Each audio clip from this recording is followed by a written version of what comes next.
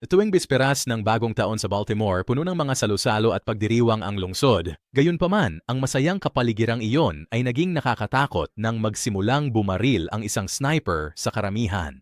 Mula sa malayo, pinapatay niya ang sinumang makikita niya. Samantala, si Eleanor Falcon, isang batang pulis, ay inaasikaso ang isang alitan sa pagitan ng isang may-ari ng cafe at isang lasing na costumer nang makatanggap siya ng isang agarang tawag. Dapat tumugon ang lahat ng unit sa isang malawakang pamamaril sa kalapit na plaza. Walang pag-aalinlangan, nagmamadaling pumunta si Eleanor sa lugar. Doon, natuklasan niya na ang sniper ay nakapatay na ng 29 na katao mula sa mga kabataan hanggang sa mga matatanda na lahat ay pinili ng random. Tinutunto ng mga investigador ang mga kuha sa isang apartment sa ika-17 palapag ng isang kalapit na gusali. Habang naghahanda ang mga opisyal na pumasok sa apartment, biglang sumabog ang gusali na lumikha ng kaguluhan habang nagtatakbuhan ang mga residente dahil sa takot. Mabilis na nag-record si Eleanor ng ebidensya sa video para may record kung sakaling magtangkang tumakas ang bumaril kasama ang karamihan. Pumasok ang mga rescue team sa gusaling puno ng usok at nakitang bakante ang apartment. Walang mga bangkay o bakas ng mga biktima. Nasasakal ang hangin at muntik nang matumba si Eleanor bago siya tinulungan ni Detective Mackenzie na magsuot ng oxygen mask. Di nagtagal, dumating ang pangunahing investigador ng FBI na si Jeffrey Landmark. Ayon sa kanyang pangkat, ang apartment ay pagmamay-ari ng isang Norwegian na kasalukuyang nasa Oslo. Natanggap niya ang ari-arian bilang kabayaran sa isang utang at sinubukan niya itong ibenta. Sa punong himpilan ng pulisya, iniulat ng Landmark na ang suspect ay isang teenager na nakatira mismo sa itaas ng nawasak na apartment. Nang tanungin, ikinulong niya ang sarili sa kanyang apartment at pinagbantaan na papatayin ang lahat. Ayon sa FBI, akma siya sa isang kabataang may ADHD na lumiban sa paaralan dahil sa pambubuli. Ginugugol niya ang oras sa panonood sa kanyang tiyuhin at minsan pa na nga siyang dinala sa isang shooting range. Gayunpaman, hindi lubos na kumbinsido si Landmark na siya ang tunay na bumaril. Itinuro ni Eleanor na may natagpuang kutsyon sa pinangyarihan ng nawasak na apartment at tinanong kung bakit naroon ito kung ang binatilyo ay nakatira sa itaas na palapag. Binaliwala ni Frank, isa sa mga ahente ng FBI, ang pag-aalalang iyon at binigyang diin ang pangangailangang kumilos. Pagpasok ng grupo sa apartment, hinarap nila ang binata na sa takot ay tumalon mula sa bintana at bumagsak at namatay. Ilang investigasyon ang nasisira sa pamamagitan ng pag-aakma ng mga buhay sa mga profile sa halip na pag-aakma ng mga profile sa ebidensya. Dito, ang pagtatangi ay pumapatay bago pa man ito mapatay ng salarin. Dahil sa pagkadismaya, nagpasya si Landmark na imbestigahan ang mga pintor na may access sa apartment ilang taon na ang nakalilipas. Hindi nagtagal ay tinanong niya sina Rodney, Hines at Dimitri. Tinanong sila ni Landmark kung nasaan sila noong bisperas ng bagong taon. Bagamat bawat isa ay nagpapakita ng matibay na alibi, kitang-kita ang tensyon. Nanatiling kalmado si Rodney ngunit naiirita sina Hines at Dimitri at iginiit na wala silang kinalaman sa krimen. Pagkalipas ng ilang araw, sa isang masikip na silid, lahat isang matandang lalaki ang lumabas ng kanyang fitting room at may palihim na pumasok para pagnakawan siya. Maya-maya lang, may sumulpot na isang estranghero sa banyo na naghuhugas ng pinggan habang suot ang mga damit na iyon. Isinumbong siya ng isa pang costumer at hinarang siya ng mga guwardya habang sinusubukan niyang kumuha ng mga natirang pagkain mula sa isang cafeteria. Hiniling nila sa kanya na buksan ang kanyang bag. Tumanggi siya, bumunot ng baril at binaril ang lahat. Sa sandaling iyon, si Eleanor ay nasa isang tindahan ng baril at kumukonsulta tungkol sa mga sandatang ginamit sa mga nakaraang pag-atake. Naputol ang kanyang sasabihin dahil sa tawag tungkol sa pamamaril. Tumakbo siya papunta sa pinangyarihan at nawala ng malay nang makita ang mga patay na sibilyan at mga opisyal. Sa security room kasama ang Landmark, nirerepaso nila ang mga kamera. Isang payat na mabalahibo, maputi ang balat, mahigit 6 na talampakan ng taas at nakatago ang mukha sa ilalim ng hood. Sinusubaybayan nila ang mga damit na isinuot bago ang banyo para sa DNA. Binanggit ni Eleanor na bago iyon, naghanap siya ng pagkain, damit, at para linisin ang sarili, hindi para pumatay, at gulay lang ang kinakain niya. Ibig sabihin ay vegetarian siya. Dagdag pa ni Landmark na ang kaniyang katumpakan ay higit pa sa isang baguhan, marahil ay nagpapahiwatig ng pagsasanay sa militar, at ang mga biktima ay walang sinusunod na huwaran ng lahi, edad o kasarian. Ipinapakita ng mga recording kung paano niya inilagay ang mga granada sa mga basurahan na nagdulot ng pagkamatay ng ilang opisyal.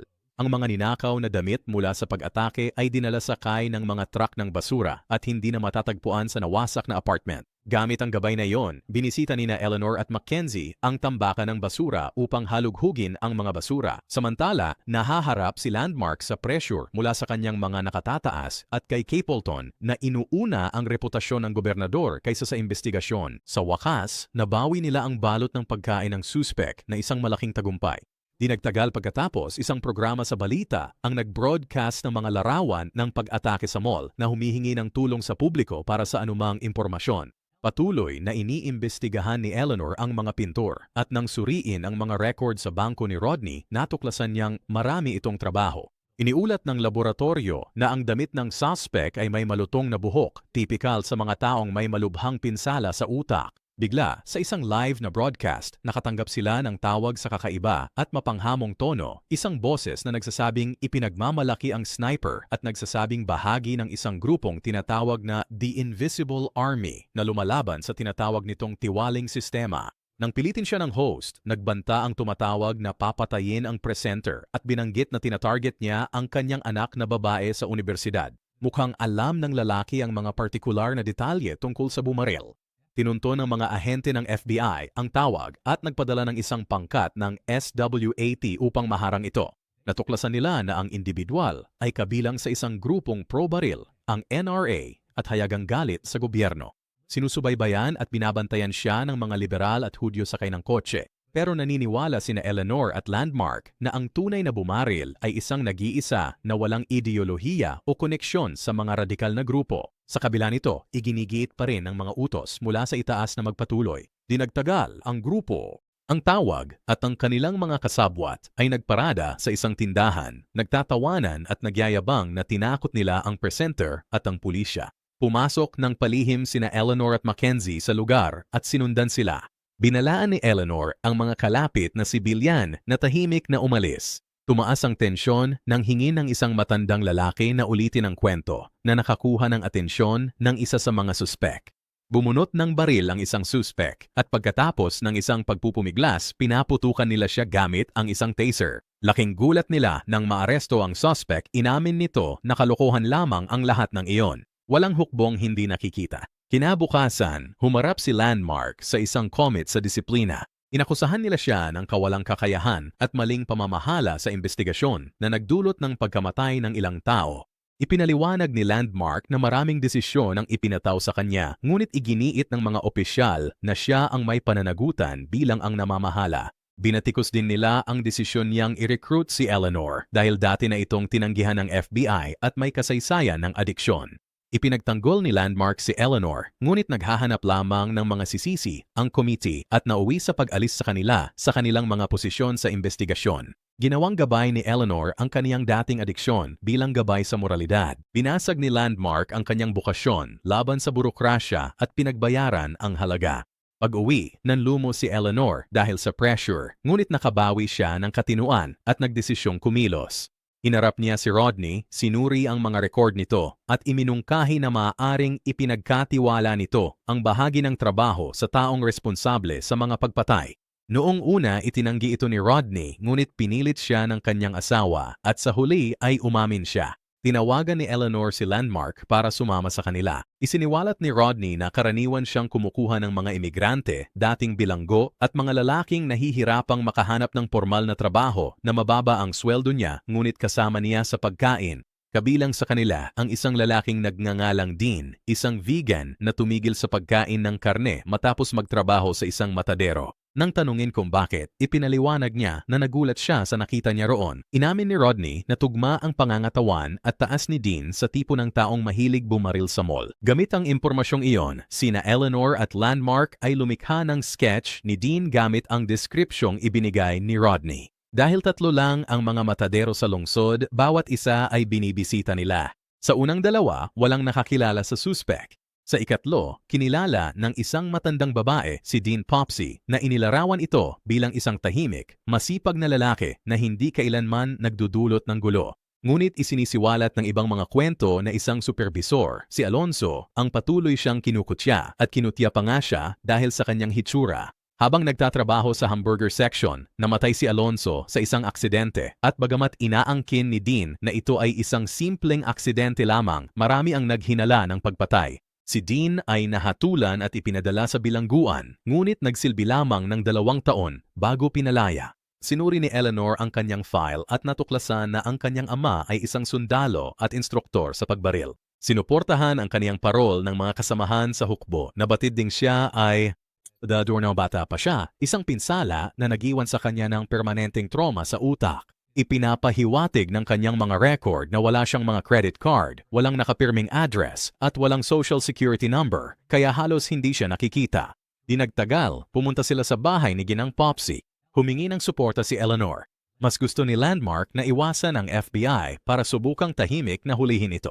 Naiintindihan ng ina ang sitwasyon, ngunit tumangging makipagtulungan dahil sa takot na baka patayin nila ito. Nangako si Landmark na ibabalik siya ng buhay. Habang nag-uusap sila, itinala ni Eleanor ang mga detalye, 2 tasa ng tsaa sa labas, isang nakasabit na kamiseta, isang kamalig sa di kalayuan. Bumaril si Dean mula sa kamalig at agad na napatay si Landmark. Tinutukan ng ina ng baril si Eleanor, inutusan itong huwag gumalaw at ipinaalala ang pangako nitong pananatilihin si Dean na buhay. Kumilos si Eleanor, iniabot sa kanya ang telepono at ang kanyang baril para makumbinsi niya ito. Lumabas ang babae at nagmakaawa kay Dean. Sabi niya, matutulungan sila ni Eleanor. Maaaring protektahan siya ng kaniyang medikal na kasaysayan. Dahil sa pagkadismaya, pinapanood niya itong gawin ang hindi inaasahang bagay sa harap ng kanyang mga mata.